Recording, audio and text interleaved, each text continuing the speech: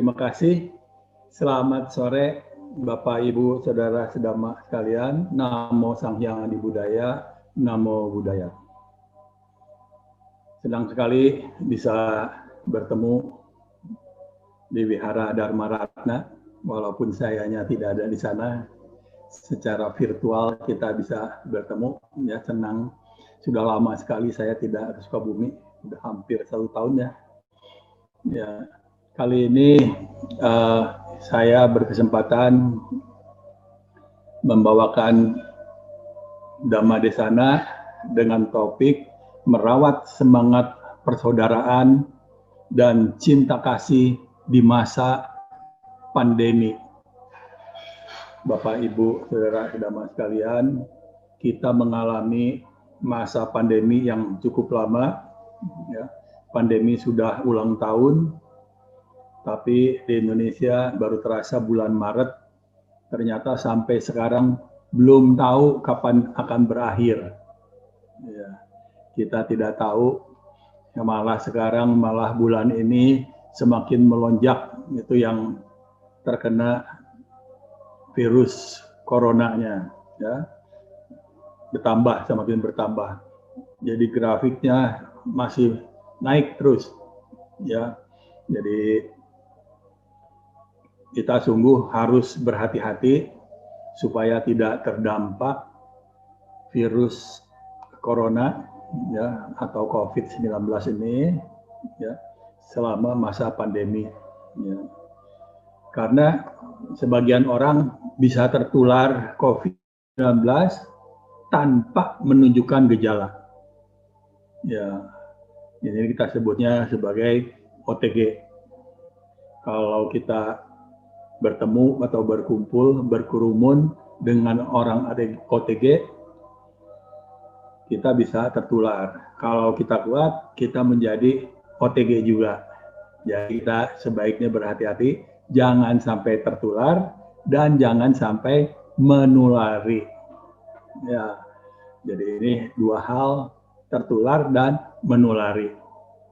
Kalau tertular, kemudian fisik kita lemah, terutama yang katanya yang usia di atas 60, ya, ini bahaya sekali, bisa parah, ya, sakitnya bisa parah, ya. Tapi pandemi berkepanjangan ini, ya, memang mempengaruhi banyak sektor, faktor ekonomi, ya, ini juga berpengaruh besar, ya. Kita bisa lihat banyak yang kehilangan penghasilan, ya, banyak perusahaan yang gulung tikar sehingga terpaksa harus memberhentikan karyawannya. Banyak toko-toko rumah makan juga menghentikan operasinya, kehilangan penghasilan juga. Ya, anak sekolah tidak bisa bersekolah secara tatap muka, bersekolahnya secara online. Padahal memakai internet juga banyak yang belum bisa, apalagi di desa-desa sekarang harus belajar secara virtual, secara online. Ya, kita beruntung zaman sekarang ini bisa bertemu walaupun secara virtual lewat online. Ya, saya nggak bisa ke Sukabumi, tetap bisa bertemu dengan Bapak Ibu Saudara sedama dari Sukabumi. Ya, dan bisa kita kebaktian, ya, di rumah saja, ya, atau datang juga kita harus hati-hati, ya, kita membatasi jumlahnya karena harus ada jaga jarak, ya, jangan sampai berkerumun, ya, itu kalau berkerumun resikonya tertular dan menulari itu cukup besar. Kemudian kita juga harus memakai masker, ya, dan harusnya wihara menyediakan tempat cuci tangan, apakah pakai sabun, pakai hand sanitizer, atau pakai desinfektan, ya. Nah, ini kita harus sediakan. Ya. Jadi kalau semua unsur terpenuhi, kita bisa kebaktian, ya, walaupun terbatas. Yang tidak bisa datang karena sedang sakit atau karena usia atau karena hal lainnya bisa mengikuti secara virtual, ya, tetap bisa kebaktian dari rumah. Jadi banyak memang sekarang yang segala hal dari rumah, ya, bekerja dari rumah, sekolah dari rumah, kebaktian dari rumah, ya. Ini kita tetap harus lakukan, ya, karena pandemi ini bisa berlangsung lama, ya. Dan selama masa pandemi kita juga harus merawat, menjaga kekeluargaan, ya, rasa kekeluargaan kita, menjaga keharmonisan kita, ya. Kita harus tetap mengembangkan cinta kasih kita kepada sesama, ya, sesama umat Buddha, sesama manusia, sesama anak bangsa, ya, dan lain sebagainya. Kita harus merawat semangat persaudaraan, semangat kebersamaan, dan semangat cinta kasih kita, ya, kita ini. Nah, Buddha, ya, memberikan beberapa tips, beberapa saran, beberapa prinsip untuk menjaga keharmonisan. Jadi keharmonisan itu sangat diperlukan, ya. Rasa persaudaraan, semangat persaudaraan itu memang diperlukan. Walaupun tidak bisa tatap muka secara langsung, tak bisa tatap muka secara virtual, ya. Ini pun tetap kita harus bisa mengembangkan semangat persaudaraan, kekompakan, cinta kasih antara kita, ya. Jadi kita tidak bisa lepas dari komunitas. Kita tidak bisa hidup sendiri. Ya, ini masa pandemi kita diam di rumah aja, itu nggak bisa. Ya, kita tetap harus bertemu dengan orang lain. Kita harus berinteraksi dengan orang lain. Ya, jadi ini tetap kita harus lakukan, dan kita harus bersama-sama dalam satu komunitas bekerja sama, ya. Apakah satu keluarga, ya, dalam komunitas yang paling kecil itu kan keluarga.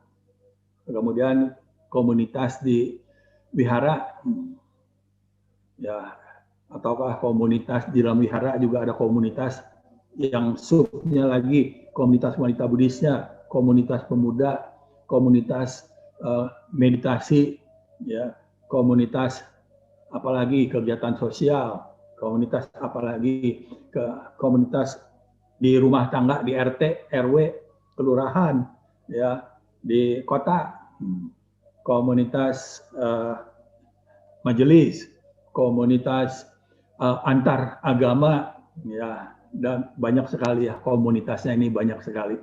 Nah, dan komunitas ini kalau para biku disebutnya sangga.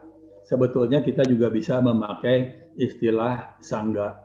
Jadi sangga itu sebetulnya tidak khusus untuk sangga. Jadi kita dalam satu komunitas juga bisa menyebut diri sebagai satu komunitas, sebagai satu sangga, ya. Tapi nggak apa-apa kalau misalnya kita tetap memakai komunitas atau persaudaraan atau perkumpulan, ya, itu juga boleh. Yang penting ini mau bersama-sama dalam satu kelompok, ya. Dan dalam satu kelompok ini harus tetap dijaga keharmonisannya. Mau ada pandemi, tidak ada pandemi, kita tetap harus jaga keharmonisannya.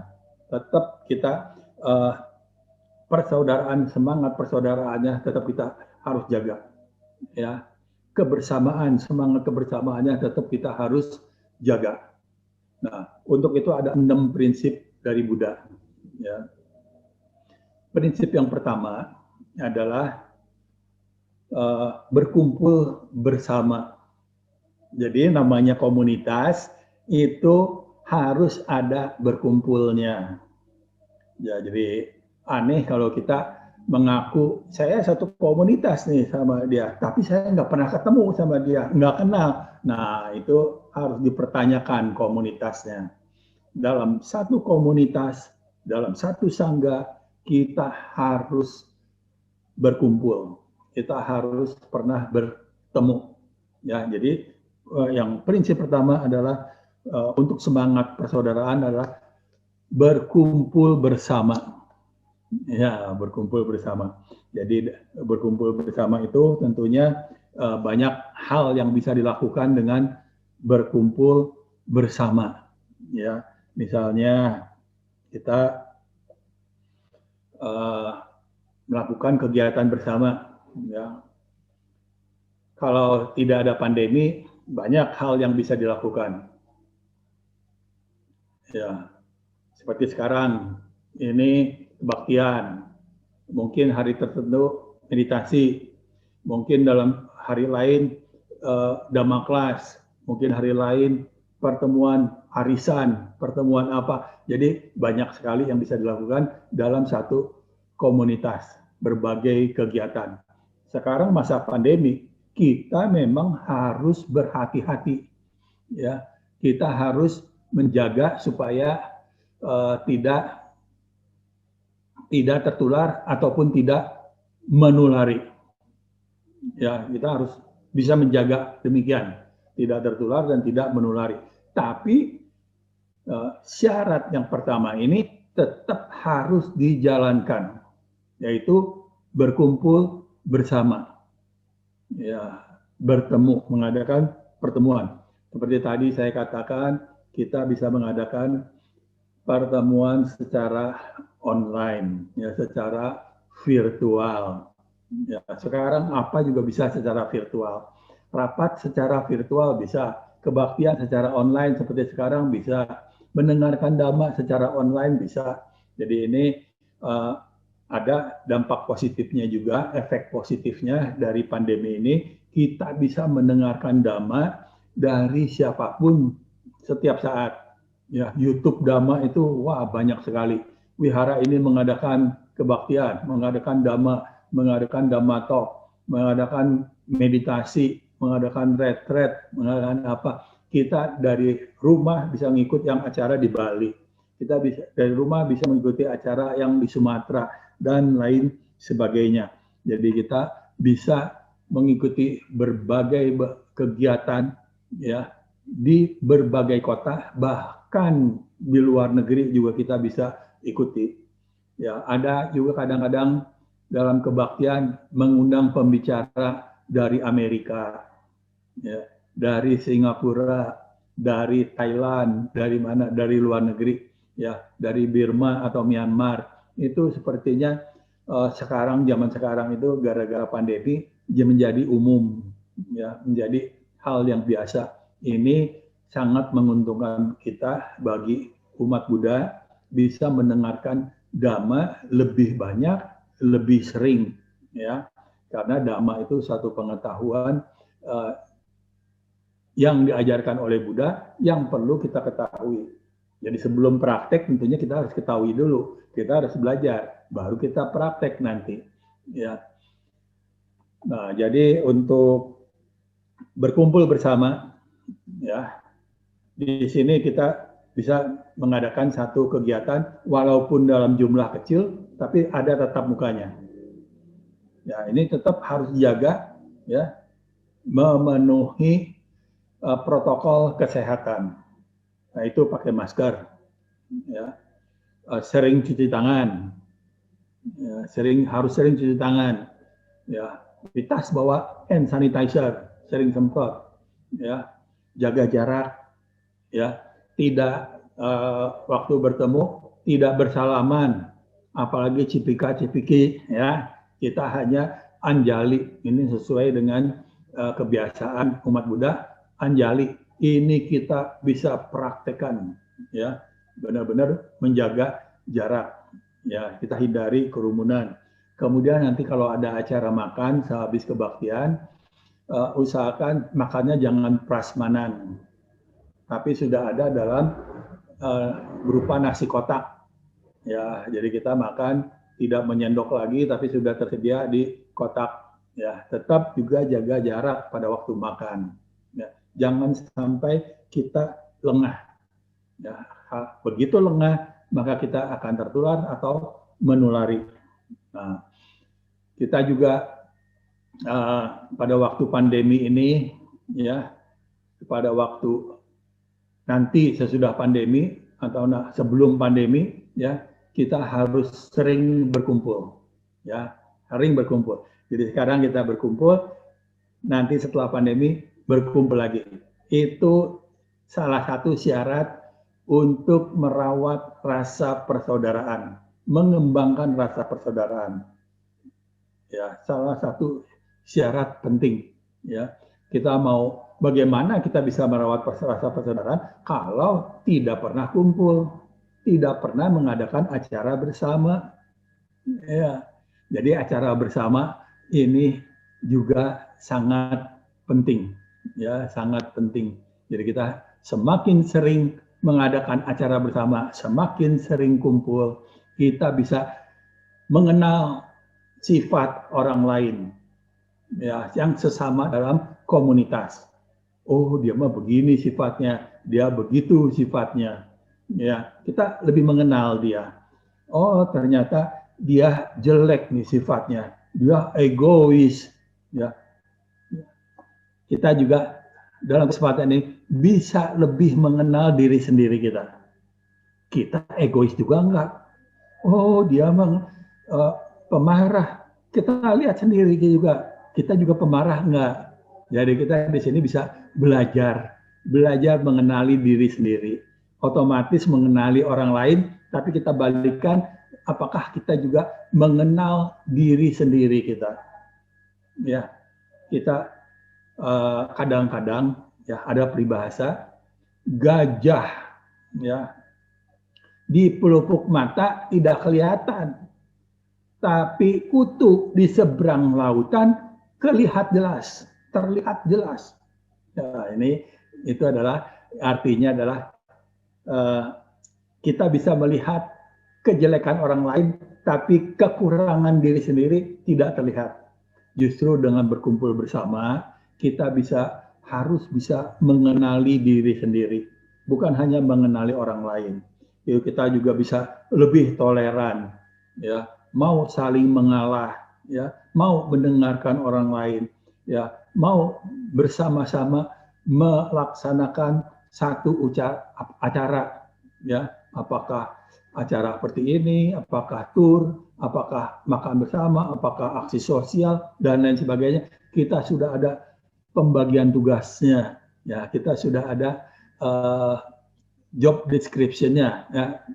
Ini apa pembagian tugasnya, dan kita belajar tanggung jawab dengan berkumpul bersama. Oh, tanggung jawab saya adalah ini. Saya harus selesaikan tanggung jawab saya. Saya harus selesaikan tugas saya. Jadi kalau semua orang bertanggung jawab atas tugasnya, bertanggung jawab ingin menyelesaikan apa yang menjadi tugasnya, maka ya kita bisa maju bersama-sama, ya. Kita bisa merasakan kekompakan di antara kita. Kita merasakan rasa persaudaraan di antara kita, ya. Dan perlu diingat, dalam satu komunitas tidak ada yang lebih penting daripada yang lain. Jangan merasa lebih penting. Jangan merasa lebih tinggi. Wah, saya kan orang kaya, kamu mah orang miskin. Wah, saya mah orang baik, kamu mah baru masuk, baru belajar agama Buddha. Ya, saya pasti lebih penting, saya lebih tinggi. Ya, tidak ada, semua sama. Ya, ini tidak ada yang lebih penting, semua penting. Seorang jenderal tidak bisa berbuat apa-apa kalau tidak ada prajurit. Coba mau bekerja sendiri, jenderalnya ya nggak ada prajuritnya. Jadi jenderal penting, prajurit juga penting. Jadi dalam satu komunitas semua mempunyai kedudukan yang penting. Semua mempunyai tugas yang penting. Ya, kalau ini mungkin dari ketua wihara, sekretaris, bahkan yang tidak punya jabatan, hanya anggota saja, itu sama penting. Petugas kebersihan juga sama penting. Ya, semua ini merupakan satu komunitas, merupakan satu keluarga. Ya,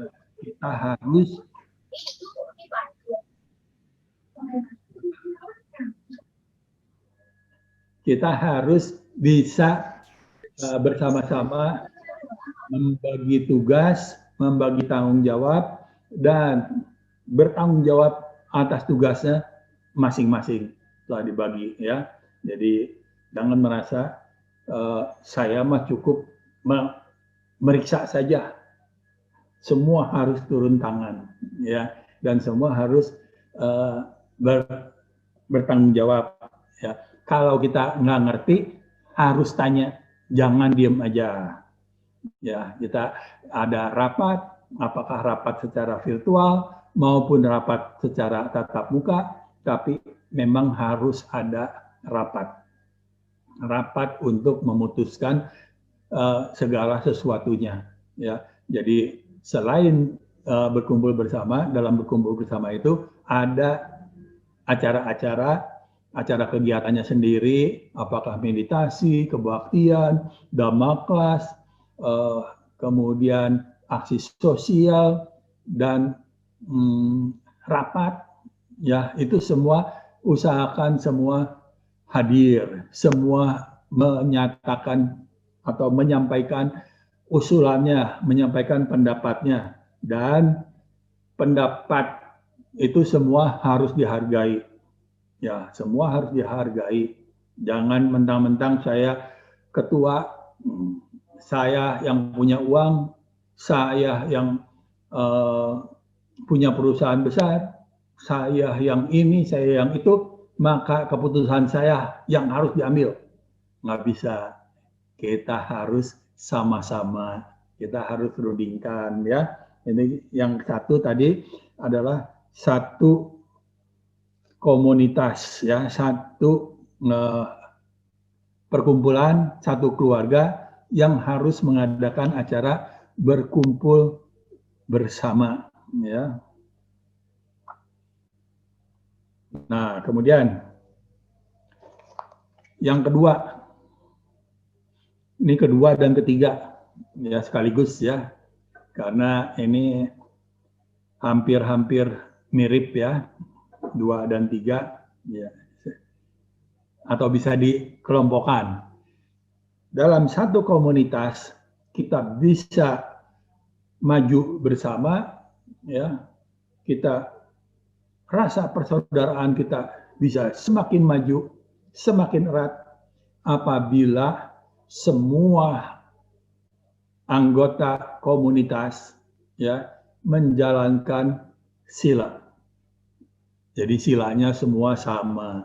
Kita di sini umat Buddha menjalankan tentunya Pancasila, ya, menghindari pembunuhan, menghindari mengambil barang yang tidak diberikan, menghindari asusila, menghindari berkata dusta, berbohong, berkata kasar, omong kosong, membual, fitnah, ya, menghindari makan minuman yang memabukkan, menghilangkan kesadaran, dan menyebabkan ketagihan.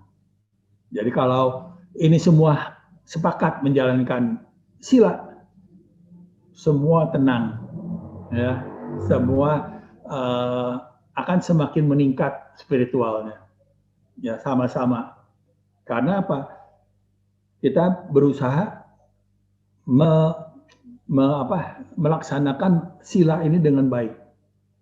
Kita di wihara itu misalnya ada banyak barang, kita merasa aman karena semua menjalankan sila, nggak mungkin mengambil membawa pulang ke rumah. Ya, itu kita udah aman semua, menjaga barang di wihara, merawat barang di wihara, ya. Tidak akan bawa pulang dianggap barang pribadi, ya, barang wihara, nggak bisa, ya. Jadi ini sila ini baik sekali. Kita tidak akan berbuat asusila. Kita mau perempuan mau laki, kita tidak akan selingkuh sesama organisasi, sesama anggota, ya. Biasanya itu kadang-kadang ada, ya bukan biasanya, kadang-kadang suka ada, ya, terlalu akrab, ya, akhirnya curhat, akhirnya terjadi perselingkuhan, ya. Ini kemudian tidak berbohong. Kita apa yang diomongin itu suatu kebenaran, ya. Apa yang diomongin bukan suatu bualan, ya, bukan membual, ya. Dan menjalankan sila nomor 4 itu berarti menghindari juga berkata kasar, ya.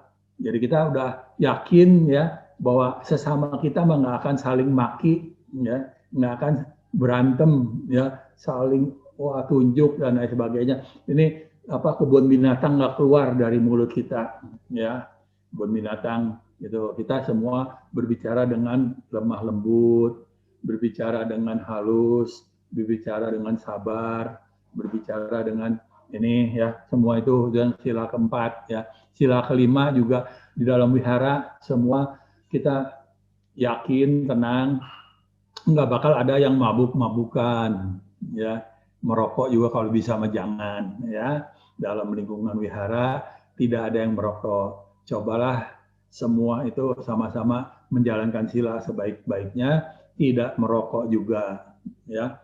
Nah, itu kalau sila dijalankan, ya, maka, ya, itu persaudaraan akan semakin erat, ya. Semua saling maju dalam spiritualnya karena silanya semakin kuat, ya. Sila semakin kuat, tentunya gembira sekali kalau bertemu dengan sesama, ya, sesama umat Buddha di wihara, ya, karena kita sama silanya, pemikirannya sama, ya. Kita sudah punya komitmen menjalankan Pancasila.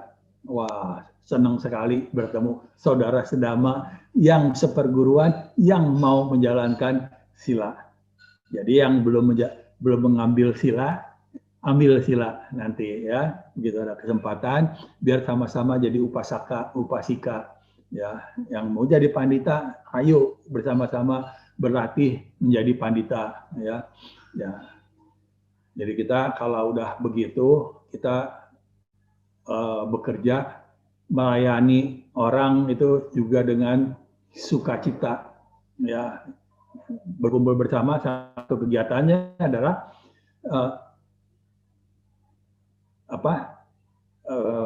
mengunjungi orang sakit misalnya, gitu kan, ya, atau mengunjungi orang yang berduka, ayo kita baca doa, baca parita, ini ada yang meninggal dan sebagainya. Itu udah otomatis, ya, kita akan datang dengan sukarela, dengan semangat. Jadi benar-benar banyak kegiatan yang bermanfaat, ya, kalau kita mau berkumpul bersama dan menjalankan sila, ya.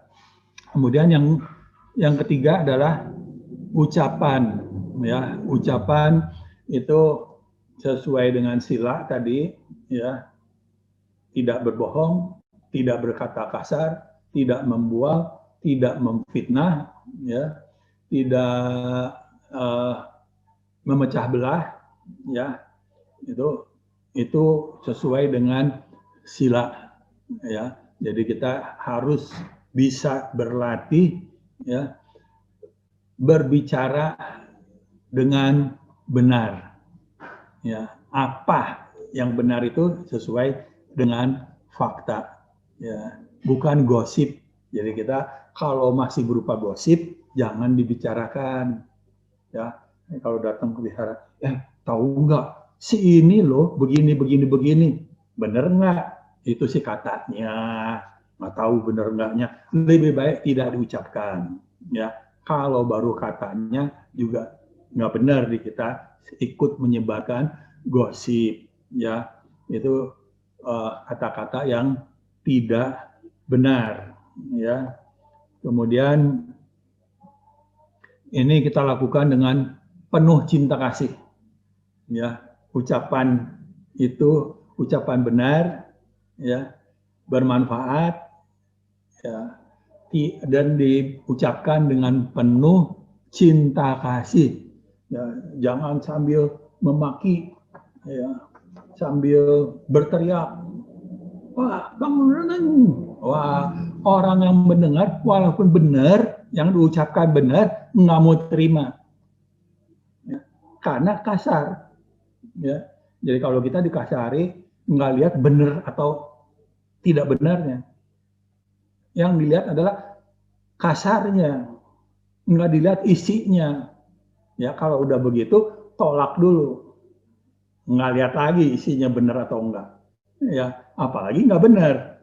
Ya jadi kita sesama komunitas harus bisa berlatih, harus sama-sama mau, ya, berucap dengan benar, dengan penuh cinta kasih, dengan lemah lembut, ya, dengan lemah lembut.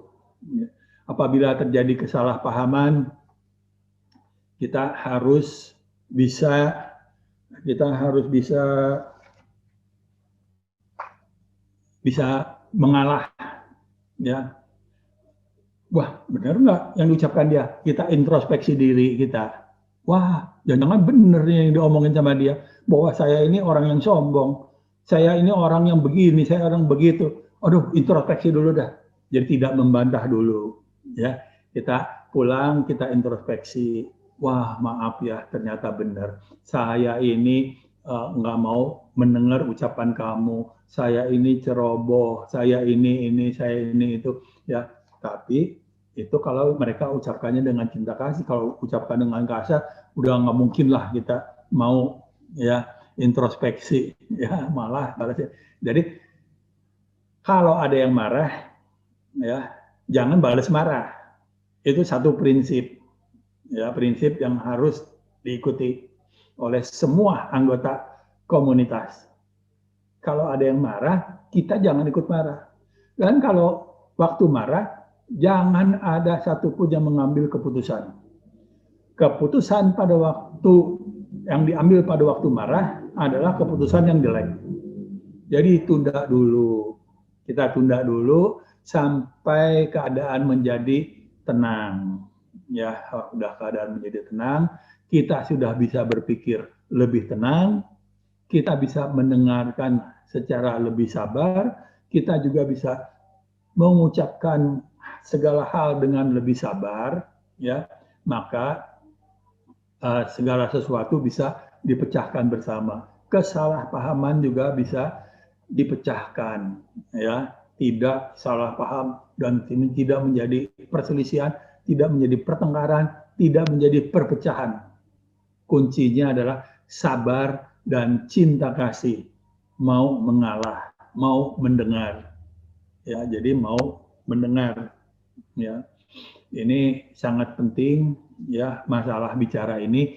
Pertengkaran itu banyak karena orang berbicara kasar, orang berbohong, orang membual. Yang kita berhati-hati benar dalam berbicara, ya, berbicaranya bermanfaat enggak, ya, berharga apa enggak, menyenangkan apa enggak, ya, benar apa enggak, ya, ini kita harus pikirkan, ya. Kalau bermanfaat, ya, kalau bermanfaat benar, ya, mungkin kita cari di suatu waktu yang situasinya memungkinkan kita bicara, ya. Jangan pokoknya saya bicara ini adalah suatu hal yang benar, mempertahankan pendapat tapi situasi sudah jelek, ini juga percuma, ya. Jangan berbicara. Kemudian kita pada waktu mau berbicara, ya, kita pikirkan dulu, ini apa yang kita ucapkan itu mengembangkan kualitas batin kita yang buruk, enggak. Kalau mengembangkan, jadi kita mungkin jadi dengan berbicara ini kita jadi lebih sombong, ya.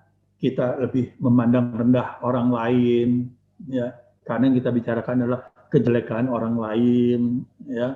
Ini ya berarti kita lebih baik jangan mengucapkan. Jadi kalau kita ucapkan lalu menjadi jelek, ya batin kita merosot, ya merosot, mungkin jadi wah, jadi jelek ya, batin kita jadi lebih jelek, mungkin jadi lebih sombong, ya lebih serakah, mungkin bisa membenci orang, ikut membenci orang dan lain sebagainya. Itu lebih baik kita tidak bicara, kita diam tutup mulut. Tapi kalau batin kita menjadi lebih baik kalau kita berbicara, ya ini boleh kita berbicara. Atau batin yang mendengarnya jadi lebih sejuk, ya lebih mau sabar, lebih mau mendengar, lebih mau merubah, ya merubah kelakuannya yang salah, kita memberi nasihat, ya itu boleh kita ucapkan yang demikian, ya. Jadi nomor satu kita harus sering berkumpul bersama. Nomor dua kita harus mau sama-sama berlatih sila yang sama juga pasti ya, kalau Pancasila kan sama. Ya. Yang ketiga kita harus bersama-sama berlatih ucapan yang benar. Ya, ucapan yang benar. Kita harus sama-sama ucapkan dengan yang tadi semua saya sudah sampaikan.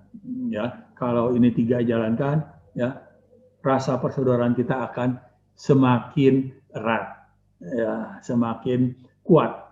Ya, kita akan lebih harmonis lagi.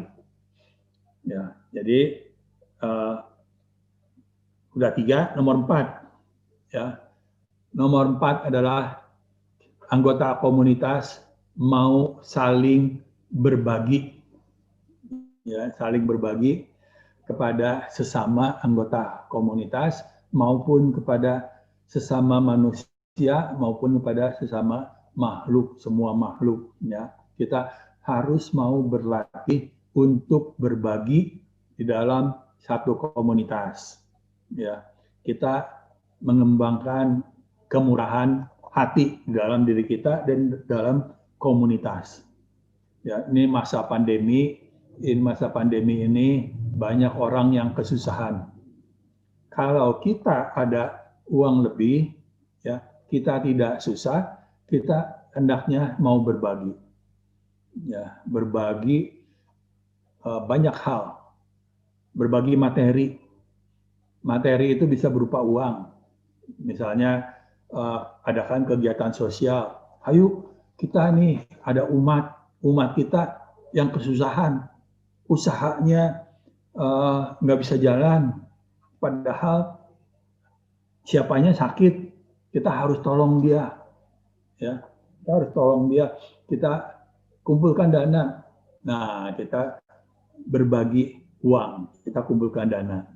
Ya, tapi hati-hati, kumpulkan dana juga jangan sampai disalahgunakan oleh orang-orang yang tidak bertanggung jawab. Jadi lebih baik itu memakai rekeningnya yang atas nama 2 orang atau memakai rekening wihara, ya. Nah, dan harus laporannya juga harus jelas. Terima berapa, dari siapa, digunakan untuk apa, ya. Ini kita harus jelas. Jadi kita mungkin bisa mengumpulkan uang, bisa mengumpulkan beras, sembako, ya, mengumpulkan lagi kita bagi-bagi masker, ya, kumpulkan APD, ya, hand sanitizer, masker, ya, makanan. Banyak orang yang nggak bisa beli makanan masa pandemi ini, nggak punya uang, nggak punya penghasilan, mereka kesulitan, ya kelaparan. Nah, kita juga harus bisa melihat keadaan yang sulit ini dan kita tolong, ya, tolong umat Buddha. Kemudian tolong juga yang bukan umat Buddha, masyarakat sekitar yang kesusahan, misalnya dengan memberikan sembako atau memberikan pekerjaan, ya memberikan apa supaya punya penghasilan. Kemudian bisa juga wihara mengorganisir, ayo kita bikin jualan online. Masing-masing anggota siapa yang bisa masak, bikin misalnya capdo makanan vegetarian atau makanan kering atau jualan sembako. Jadi orang nggak usah keluar rumah, sembakonya dikirim ke rumah. Itu diorganisir oleh wihara, ya. Jadi mau dimahalin sedikit boleh, tapi kas uangnya masuk kas kelebihannya, ya. Dan yang belinya juga tahu bahwa ini keuntungannya tidak untuk pribadi, tapi untuk kas wihara, kas organisasi, kas WWI, kas apa? Jadi untuk organisasi, ya.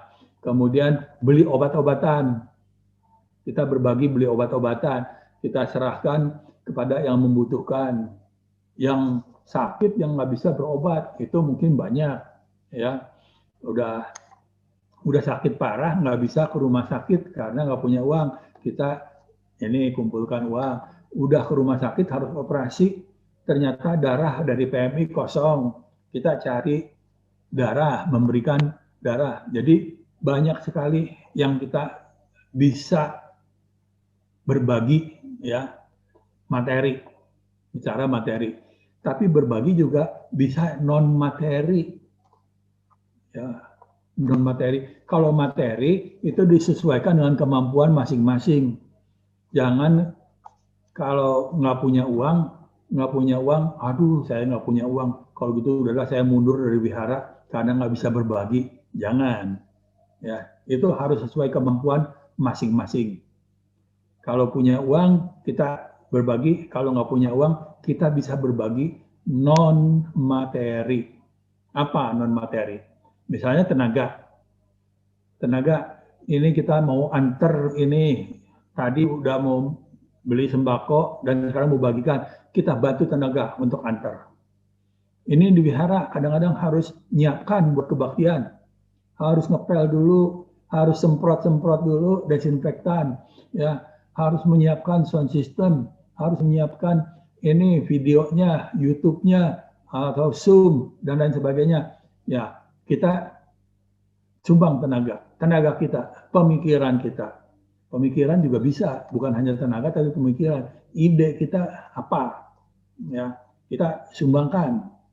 Ya, jadi membantu itu dengan tenaga, tidak keluar uang, membantu segala hal. Ya, mau masak juga boleh. Ini mau bagi-bagi lagi supaya lebih murah, udahlah wihara yang masak. Ya, ini dari wanita Buddhis masak, nanti bagi-bagi untuk orang yang kesusahan. Ya, ini pandemi sudah dari bulan Maret sampai bulan sekarang. Ini 8 bulan, mungkin sampai akhir tahun. Ya, bisa berapa bulan ini? 10 bulan. Kalau sampai Januari berapa? Sampai bulan Maret lagi 1 tahun. Itu memang keadaan sangat-sangat sulit. Jadi kita kondisi ini mau saling berbagi, ya, sesama komunitas ini bagus sekali. Nah, selain tenaga, pikiran, ya, ide-ide apa yang kita bisa berikan, ya. Apakah kita mau jualan ini, sampaikan, ya, supaya isi kegiatan, usul kegiatan ini misalnya, itu juga boleh, ya. Kemudian memberikan perhatian, itu juga berbagi perhatian. Ini dengar-dengar dia sakit, telepon atau datang tengok, ya. Jangan sampai umat Buddha itu terkenal paling nggak peduli sama umat. Mau sakit, mau mati, mau apa, silahkan, nggak peduli. Nah, ini jangan. Kita harus berbagi. Kita mau memberi perhatian, ya. Perhatian, orang diberi perhatian itu sangat senang.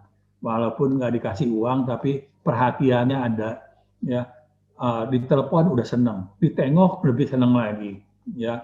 Nah, ini sekarang lagi kesusahan, dikasih obat, aduh tambah senang lagi, ya. Itu kita harus mau berbagi. Berbagi apalagi, ya, berbagi pengetahuan. Pengetahuan, Jadi ini selama masa pandemi, diem di rumah aja. Kalau diem di rumah aja tuh bisa bikin kesel, pikiran bisa kemana-mana. Nonton TV aja bisa bosen, ya. Nah, udahlah. Ini kita wihara mengadakan kegiatan. Minggu ini pelajaran memasak. Nah, ini satu orang demo masak vegetarian.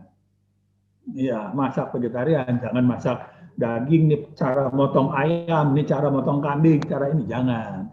Kita demo masakan vegetarian. Ya, jadi semua di rumah juga, kita masak, ayo sama-sama masakan vegetarian. Semua happy. Isi kegiatan lagi dengan apa? Tentunya bisa dengan uh, tanaman. Ayo semua belajar menanam, memanfaatkan lahan supaya sayur juga bisa dapat di rumah. Ya, kita belajar hidroponik. Ya, nggak pakai tanah tapi hidroponik bisa di pot gitu. Kita bisa belajar. Kalau nggak ada yang bisa, panggil guru. Ya, kita di Bandung pernah manggil guru dari Jakarta. Dari itu di Sudibawana pernah ada pendidikan menanam hidroponik. Kita juga pernah panggil juga guru dari WBI Pusat itu ya. Itu wanita Buddhis ini manggil guru untuk apa? Belajar bikin tahu, bikin tempe. Ya, ini sederhana-sederhana, tapi berbagai kegiatan bisa dilaksanakan. Atau juga mau, ayo dah kita datang ke wihara ya, tapi dibatasin, karena dibatasin, yang lain lewat Zoom. Kita ikebana ya bunga ya. Atau kerajinan tangan ya, sama-sama ya, ada yang ngajarnya ya, banyak yang bisa dilakukan. Kita berbagi, siapa yang mau bisa berbagi. Ini berbagi dharma, seperti saya yang melakukan ini berbagi dharma ya. Ini saya juga termasuk komunitas umat Buddha. Saya termasuk bagian dari umat Buddha Sukabumi ya. Umat Buddha Sukabumi, saya berbagi dharma ke umat Sukabumi ya. Ini berbagi. Kemudian bisa juga berbagi renungan. Saya tiap hari membagikan renungan harian ya, supaya bisa ada motivasi, ada pengetahuan dharmanya. Yang lain juga bisa silahkan berbagi kata-kata aja, kata-kata renungan. Jadi nggak usah berupa cerita kata-kata, tapi kata-kata apakah dari Buddha, yang dari Dhammapada dan lain sebagainya. Tapi kita bisa saling mengingatkan. Ya, ini sangat-sangat penting Dharma ini. Bisa juga saling sharing. Ayo kita suatu kali kita adakan diskusi Dharma. Ya, diskusi Dharma. Jadi semua mempelajari diskusi atau bedah buku. Ayo semua baca buku nih. Nanti kita baca sama-sama bareng-bareng, menyatakan pendapatnya. Kita sharing pendapat kita begini, pengalaman kita begini. Ya, ini semua bisa meningkatkan rasa persaudaraan, mengembangkan cinta kasih dengan berbagi dharma, dengan berbagi kegiatan. Ya, kemudian dengan perhatian itu juga bisa kita mendengarkan curhat. Ya, aduh saya ini susah banget hidup ini, ya susah banget. Ya kita dengarkan. Ada orang sakit, aduh saya menderita benar sakit ini. Saya begini, kita dengarkan. Orang kadang-kadang didengarkan aja udah seneng. Ya, karena dia bisa melepaskan semua unek-unek yang ada dalam dirinya. Melepaskan tekanan yang terjadi di dalam dirinya. Ya, ini kita berbagi dengan mau mendengarkan keluhan, mau menjadi tempat curhat. Tapi ingat, tidak boleh disebarkan lagi. Ya, curhat atau keluhan dari seseorang bukan jadi bahan omongan ke semua orang. Jangan sampai seluruh umat menjadi tahu ya keadaan itu. Ya, jadi kita tetap bisa mendengarkan dan jangan dibagikan lagi ke orang lain ya. Kita berbagi, mendengar Kemudian kita juga bisa yang tidak keluar uang, disebutnya non materi, memberikan nasihat. Ya, ini keadaan sangat sulit. Cobalah bertahan sebentar. Ya, bertahan sebentar. Siapa tahu berapa bulan lagi kita lepas, kita sama-sama bangkit, kita sama-sama berjuang. Sekarang, saya makan aja susah, nggak bisa beli beras, nggak bisa beli ini. Ya, kita mendengarkan, kita kasih nasihat, cari jalan keluar sama-sama gimana. Ya, karena kadang-kadang kita sendiri nggak punya uang, bagaimana bisa membantu dia? Tapi kita bisa minimum memberi nasihat, menguatkan dia, ya, supaya jangan sampai putus asa. Bapak, Ibu, saudara-saudara sekalian, kita harus ingat bahwa segala sesuatu pasti berubah. Segala sesuatu adalah tidak kekal. Penderitaan juga akan berakhir. Ya, sekarang susah, nanti ada masanya, susah ini lewat dan kita akan berjuang lagi. Ya, yang penting adalah jangan pernah putus asa. Jangan pernah ingin lalu bunuh diri. Ya, habis hutangnya udah banyak, saya cuma bisa bunuh diri. Ya, bunuh diri bukan satu penyelesaian. Ya, bunuh diri itu benar-benar meninggalkan beban kita kepada orang lain, kepada anak, istri, dan kepada teman-teman kita, pada saudara-saudara sedama kita. Ya, jadi tetap kita harus bisa berjuang bersama-sama. Dan ini tugas wihara untuk memantau keadaan anggotanya, memantau umat Buddha wiharanya. Bagaimana ini? Siapa yang keadaannya sangat sulit? Ini kita bersama-sama bantu. Ya, kita mau sama-sama berbagi. Kita mau sama-sama mendengarkan keluhan. Ya, curhat, dan kita mau sama-sama mengatasi penderitaan yang ada. Ya, itu mau berbagi. Jadi yang ke satu, ya, berkumpul bersama itu satu hal yang penting.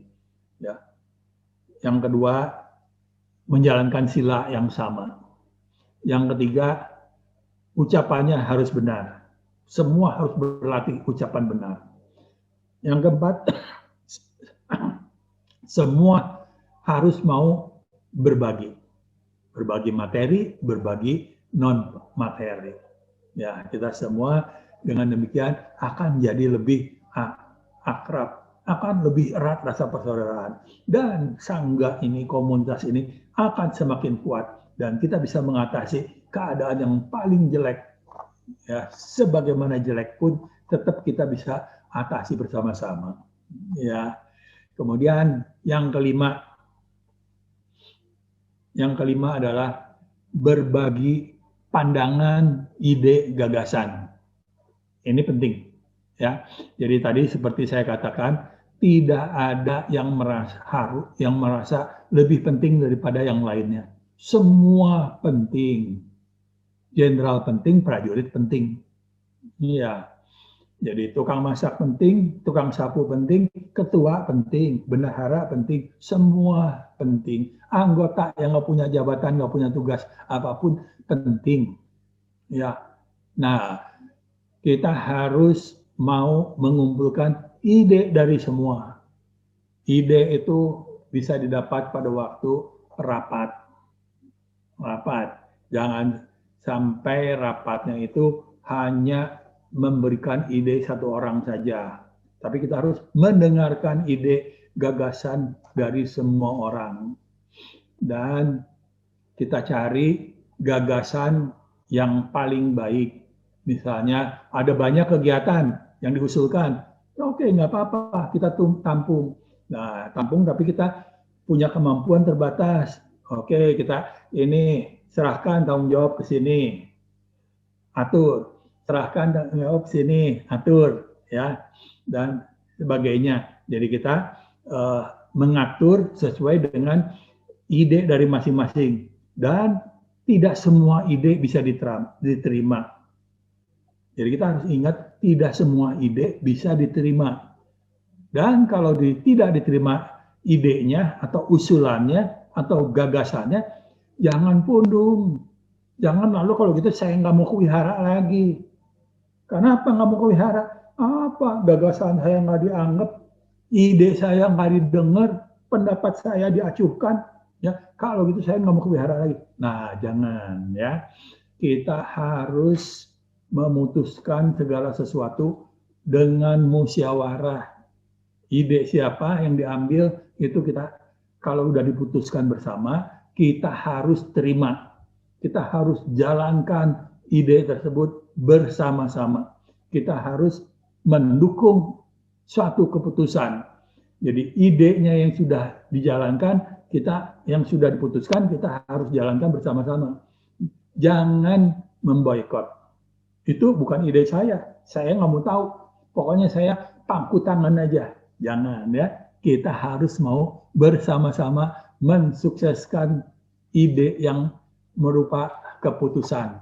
Ya, jadi Bapak Ibu, Saudara Sedama, dalam satu komunitas untuk menjadi harmonis, jangan ragu-ragu menyampaikan ide atau gagasan.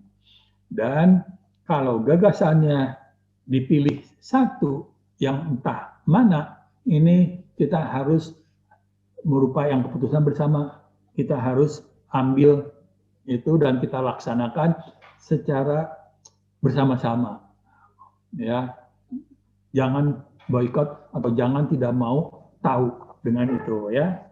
Kemudian yang terakhir ya, sebagai anggota komunitas supaya bisa merawat rasa persaudaraan, bisa mengembangkan cinta kasih, maka kita harus mengembangkan pikiran yang penuh dengan cinta kasih. Ya, Buddha mengatakan, ya, pikiran adalah pelopor, pikiran adalah pemimpin, pikiran adalah pembentuk. Apabila seseorang bertindak atau berkata dengan pikiran jahat, maka penderitaan akan mengikutinya. Seperti roda pedati yang mengikuti jejak lembu yang menariknya. Kemudian syair yang kedua, Buddha mengatakan, pikiran adalah pelopor, pikiran adalah pemimpin, pikiran adalah pembentuk. Apabila seorang berbuat dan berkata dengan pikiran bajik, maka kebahagiaan akan mengikutinya bagai bayang-bayang yang tak pernah meninggalkannya. Ya, itu ayat Dhammapada ayat 1 dan 2. Ya, jadi pikiran adalah penentu. Ya, pikiran pemimpin, pikiran adalah pembentuk. Jadi apa yang kita lakukan dari nomor 1 sampai dengan nomor 5 harus didasari oleh pikiran yang benar, pikiran yang penuh dengan cinta kasih. Ya, jadi ini kita benar-benar harus mau berlatih supaya pikiran kita penuh dengan cinta kasih. Ya, pikiran dengan penuh dengan cinta kasih, ya, penuh dengan kebajikan, ya, penuh dengan bisa mengembangkan kebijaksanaan. Ya, ini makanya berkumpul bersama, perilaku kita, ucapan kita, berbagi kita, semua mengusulkan, menampung usulan, ya, gagasan, ini semua dilakukan dengan pikiran yang baik, pikiran yang penuh dengan cinta kasih. Maka ya, ini komunitas akan menjadi sangat-sangat kuat, erat rasa persaudaraannya, karena semua berdasarkan cinta kasih. Ya, karena dengan bersihnya pikiran, ya pikiran bersih dulu ya, ditambah dengan cinta kasih, membuat semua dapat dilakukan dengan tulus, ya, sehingga semangat persaudaraan dan keharmonisan dapat semakin terjaga dan ditingkatkan.